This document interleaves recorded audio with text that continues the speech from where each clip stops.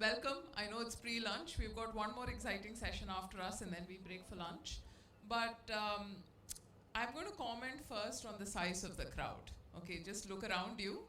It's noticeably thinner than it was yesterday.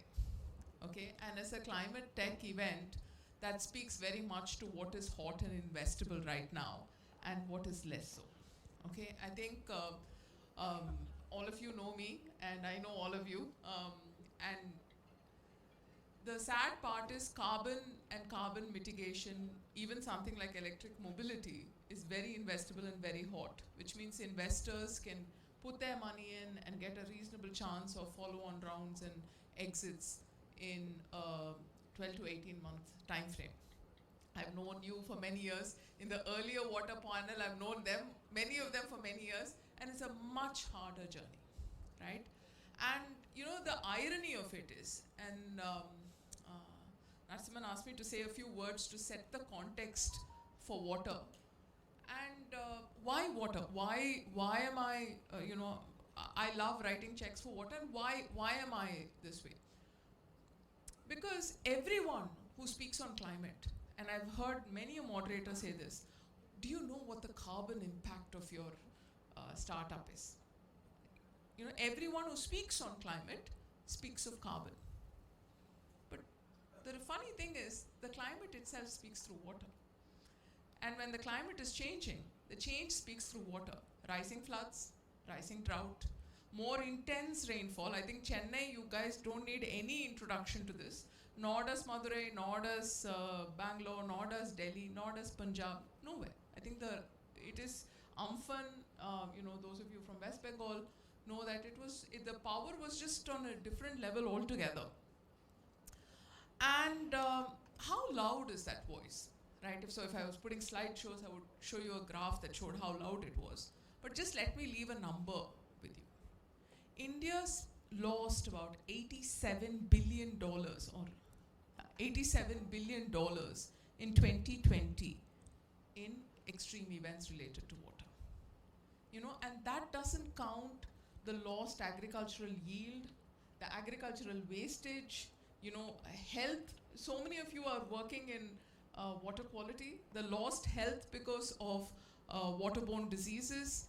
I know there are some of you working in Punjab when you have water which is mispriced, leading to a crop pattern which is unsustainable in that area, and you shrink the harvest, the interval between the harvest date and the sowing date to so short a time that you have no other option but to burn the crop.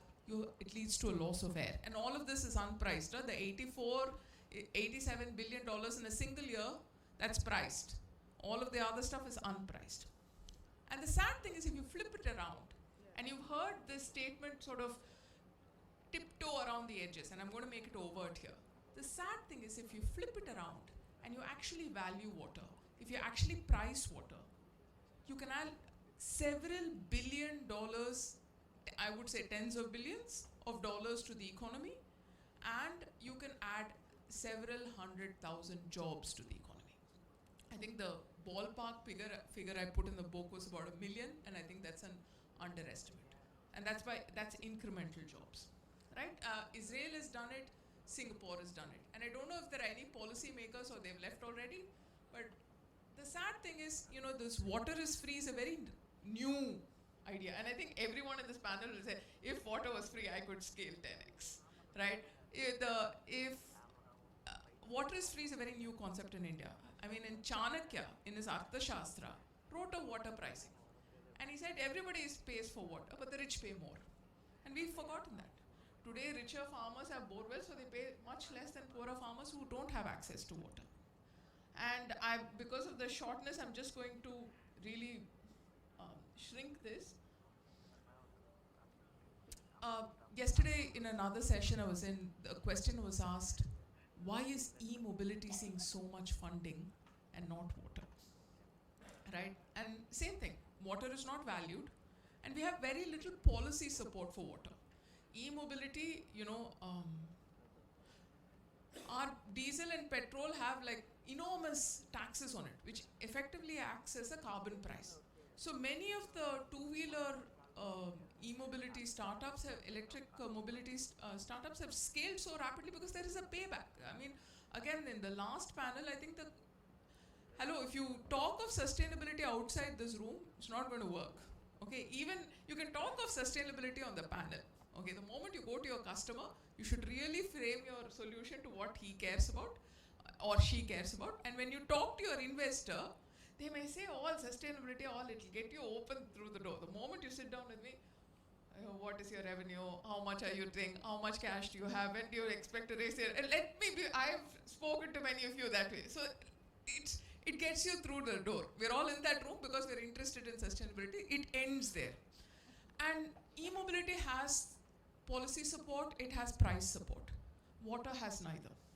And therefore, here we are. That's changing, but it's changing slowly.